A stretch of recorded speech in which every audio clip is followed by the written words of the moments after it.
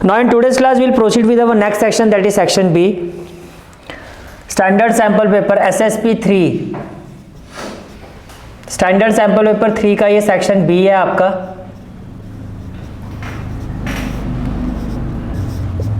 First question is question number 21। A bag contain 2 green 3 red and 4 black balls. तो से this is the bag,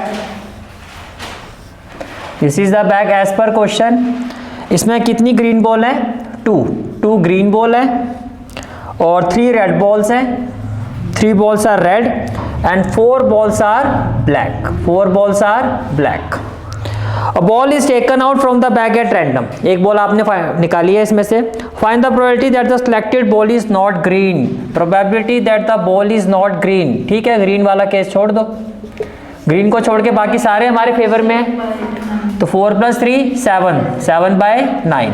ये आपका first part का answer होगा। Part two में क्या कहा जा रहा है? Probability that the selected ball is not black. Black नहीं होनी चाहिए, ब्लैक को छोड़ दो। Selected ball is not black, black को छोड़ दो। 3 + 2 5, तो 5/9 and this is the final answer of this question. Is it clear? Question is question number 22। Question is the pair of linear equation consistent? Justify your answer.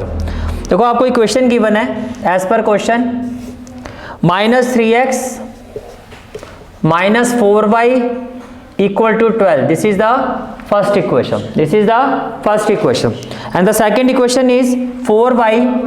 देखो 4y + 3x है, तो x के नीचे x लिखो 3x, y कितना है 4y equal to क्या है 12। बहुत ध्यान से करना है। जनरली इसमें क्या होता है, एक फ्लो में आप जाते हो और यहाँ पे y के नीचे y, x के नीचे x कर देते हो।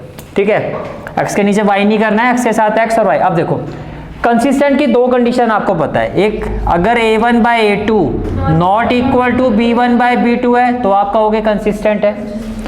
अगर a1/a2 equal to b1/b2 equal to c1/c2 तो आप कहोगे जी कंसिस्टेंट है। बट अगर a1/a2 equal to b1/b2 not equal to c1/c2 तब आप कहोगे वो कंसिस्टेंट नहीं है।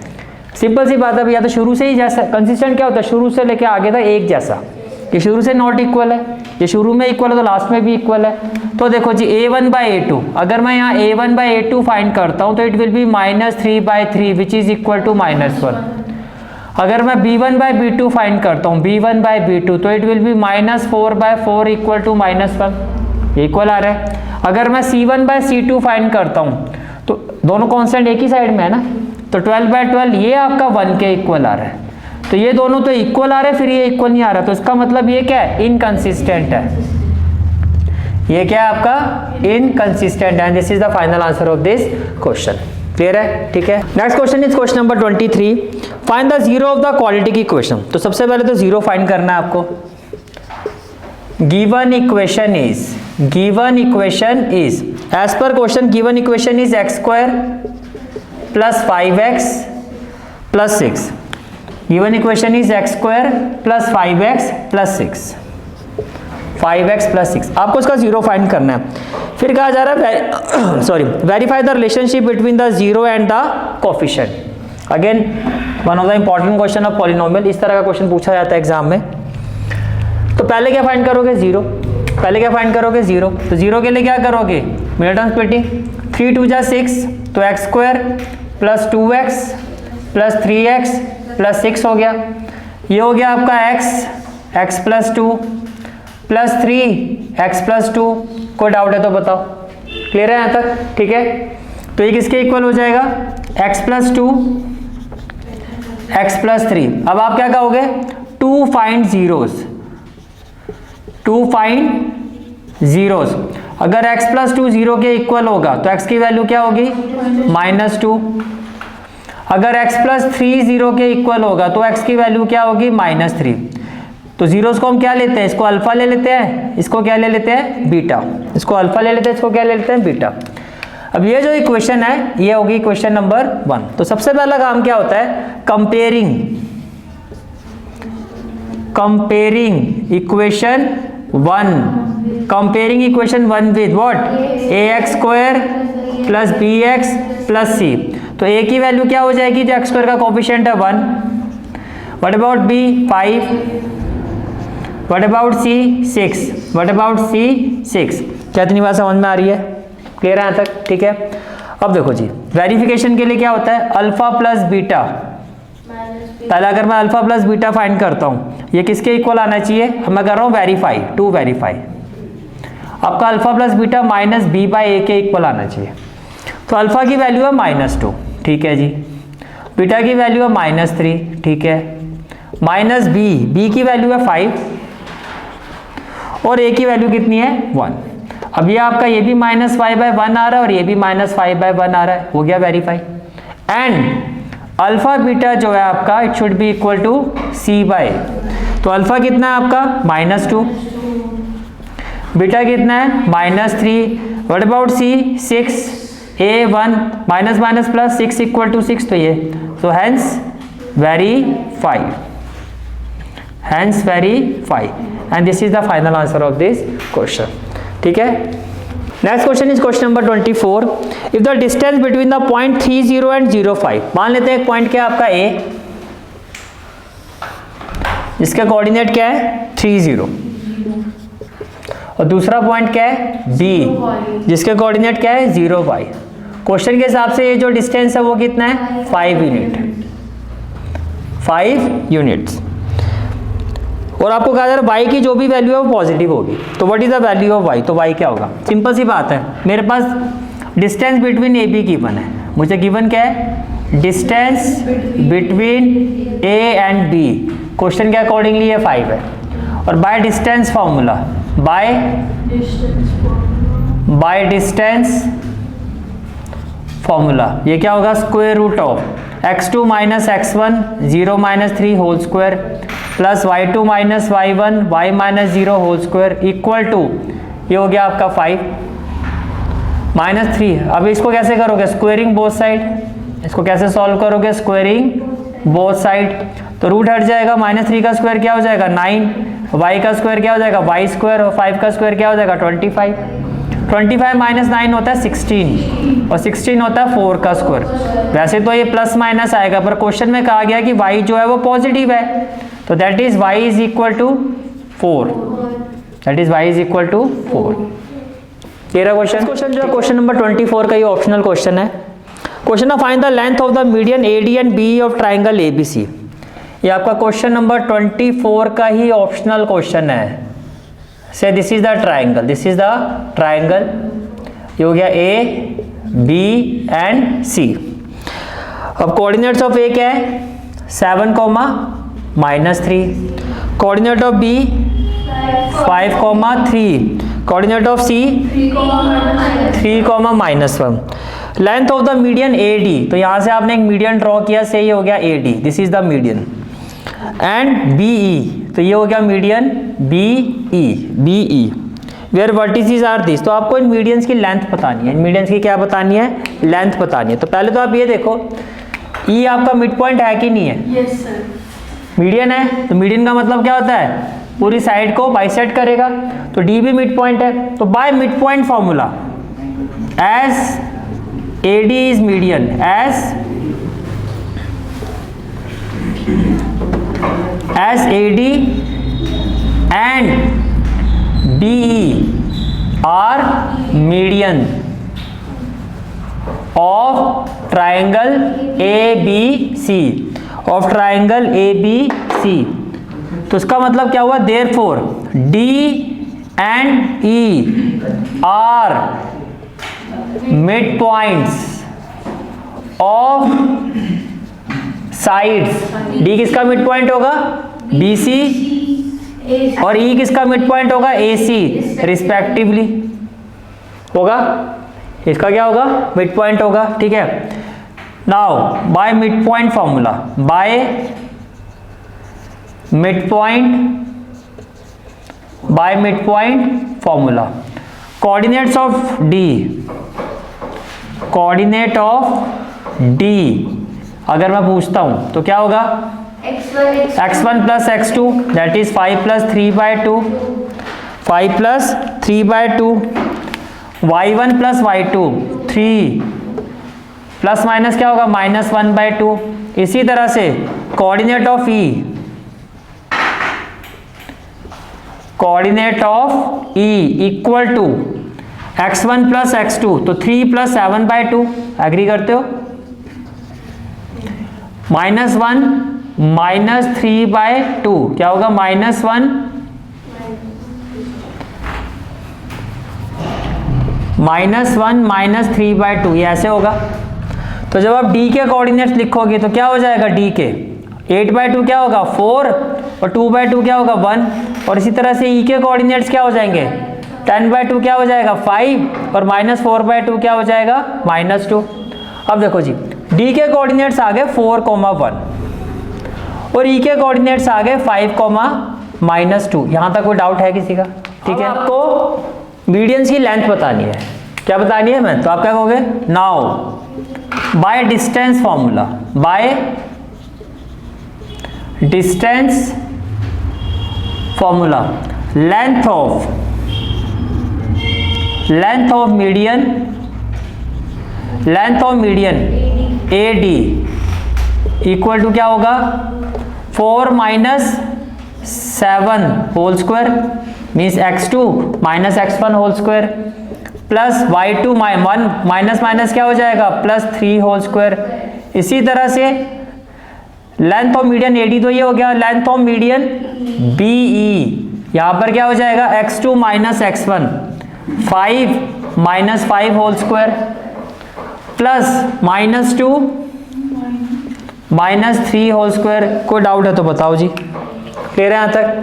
4 - 7 कितना हो जाएगा -3 का स्क्वायर 9, 3 + 1 4, 4 का स्क्वायर 16, ये हो गया 25, तो ये हो गया 5 यूनिट या 5 यूनिट। तो मीडियन की लेंथ कितनी होगी 5 यूनिट। इधर आ जाओ जी, 5 - 5 0, 0 का स्क्वायर 0, -2 -3 -5, -5 का स्क्वायर 25, तो ये हो गया आपका 5 unit. And this is the final answer of this question. Clear है यहाँ तक? ठीक है, question is question number 25। In the adjoining figure circle touches the all the 4 sides of a quadrilateral ABCD। तो पहले इसको ऐसा करते हैं, हम क्वाड्रिलेटरल बना लेते हैं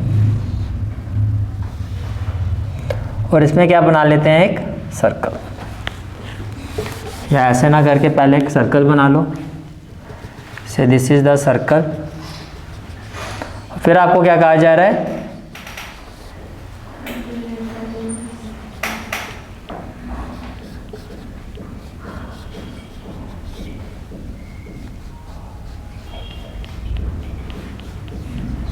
इस तरह से कुछ आपको कहा जा रहा है। ठीक है, क्वाड्रिलेटरल गिवन है, से ये हो गया A, ये हो गया B, ये हो गया C और ये क्या हो गया D। अब फिगर के हिसाब से जाओगे तो ABCD उल्टा है। नहीं भाई, कोई क्यों नहीं। क्वेश्चन नंबर 25, तो ऐसी कुछ फिगर आपको गिवन है, ये हो गया A, ये हो गया B, ये हो गया C और ये क्या हो गया D। कहा जा रहा है circle touches all the 4 sides of a quadrilateral whose sides are AB कितना है 6, तो AB हो गया 6 सेंटीमीटर। फिर BC कितना है, तो ये हो गया 9 सेंटीमीटर। CD कितना है 8, तो ये हो गया आपका 8 centimetre. Find the length of the side AD, find the length of the side AB। देखो क्वेश्चन में क्या कहा जा रहा है, आपको जो कहा जा गिवन स्टेटमेंट है ना, इसी से इसका आंसर दोगे आप कैसे आंसर दोगे, we know that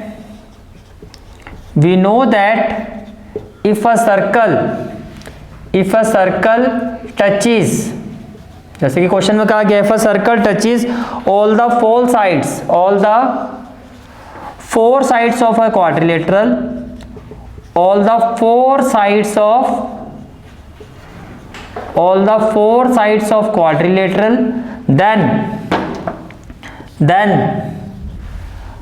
opposite sides are, then sum of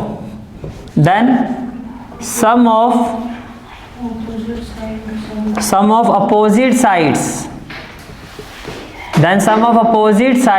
of quadrilateral are equal। तो अपोजिट साइड्स ऑफ क्वाड्रिलेटरल का जो सम होता है वो इक्वल होता है, विच इम्प्लाइज व्हाट, AB का अपोजिट क्या है, तो आप कहोगे AB प्लस CD। AD का अपोजिट क्या है BC। अब AB कितना है आपका 6, what about CD 8, what about AD find करना है, व्हाट अबाउट BC 9, तो 14 माइनस 9 5, तो AD कितना आ जाएगा आपका 5 सेंटीमीटर। AD कितना आ जाएगा आपका 5 सेंटीमीटर, ये हो गया आपका 5 सेंटीमीटर। क्लियर हो गया। 26 question is prove the length of the tangent drawn from an external point to a circle are equal. Very very important theorem. तो आपको गिवन क्या है, पहले तो मैं इसकी फिगर ड्रॉ करता हूँ। फिगर कैसे ड्रॉ करोगे, आपको एक सर्कल लेना है, क्या लेना है, सर्कल, और आपको दो टेंजेंट्स ड्रॉ करनी है। So these are the two tangents, these are the two tangents. Say the exterior point is P, point of contact हो गया A और B। पॉइंट ऑफ कॉन्टैक्ट क्या हो गया, A और B। Point of contact is A और B। ये क्लियर हो गया, PA और PB। तो आप गिवन लिखोगे, what has been given, PA and PB are two tangents drawn from an exterior. Are two tangents drawn from an external point From the circle. P to a circle with center O। एक circle है जिसका centre क्या है, O है। ये given है, मान लेते हैं, ठीक है। What we have to prove कि ये जो टेंजेंट्स हैं ये इक्वल होंगे। What we have to prove कि ये जो टेंजेंट है आपकी ये क्या होंगी, इक्वल होंगे। तो PA इक्वल टू PB। इसके लिए आप कंस्ट्रक्शन कर दो, क्या क्या ज्वाइन करोगे, OA and OA. एक तो OA को ज्वाइन कर दो, OB. OB को ज्वाइन कर दो, OP को B. एंड OP को ज्वाइन कर दो, एंड OP को ज्वाइन कर दो। ये बात समझ में आ रही है, ठीक है। अब जब आप प्रूफ स्टार्ट करोगे, प्रूफ फर्स्ट ऑफ ऑल से this is the angle 1 and this is angle 2, this is angle 1 and this is angle 2, ठीक है। तो मैं आपको ये कह रहा हूँ एंगल 1 जो है वो एंगल 2 के इक्वल होगा, ईच 90 डिग्री। और ऐसा क्यों, because radius is perpendicular to tangent, is perpendicular to tangent, ठीक है। अब आप दो ट्राइंगल कंसीडर करो, in triangle OAP and triangle OBP,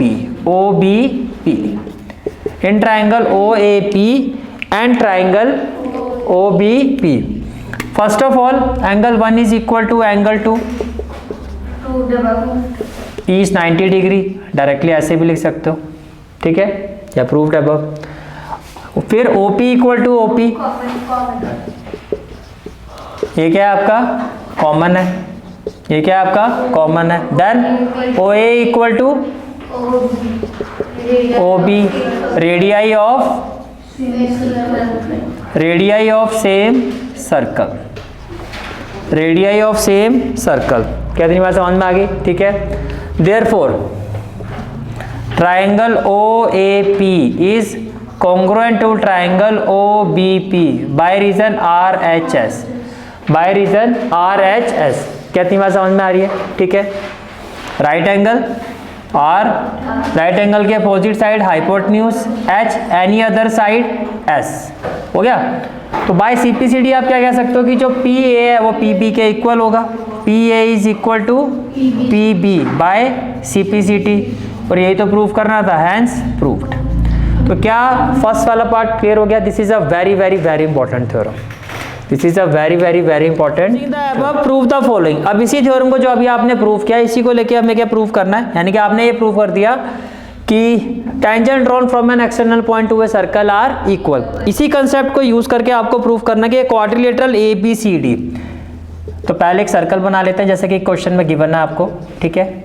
और इस सर्कल के रिस्पेक्ट में क्या बनाना है, क्वाड्रिलेटरल। इस सर्कल के रिस्पेक्ट में क्या बनाओगे, क्वाड्रिलेटरल, कुछ इस तरह से।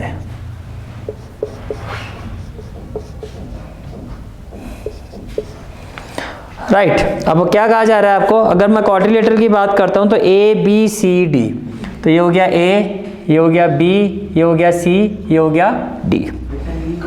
तो what has been given, what has been given a quadrilateral A B C D, a quadrilateral A B C D is drawn to circumscribe a circle, is drawn to circumscribe a circle, is drawn to circumscribe a circle। कहती बात समझ में आ गई, ठीक है। Now what we have to prove, to prove AB plus CD equal to AD plus BC, equal to AD plus BC, equal to AD plus BC, ये आपको प्रूव करना है, ठीक है। अब इसमें क्या करना है, ये जो पॉइंट ऑफ कांटेक्ट दिखाई दे रहे हैं, से ये हो गया P, इसको ले लेते हैं Q, इसको ले लेते हैं R और इसको ले लेते हैं S, ये भी क्लियर हो गया, ठीक है। तो जब आप प्रूव करोगे तो first of all here AP will be equal to AS। अब देखो AP वाली साइड में दूसरी साइड क्या आ रही है BP, तो यहाँ आप लिखो BP और यहाँ पर क्या आ जाएगा BQ, लिखा BQ।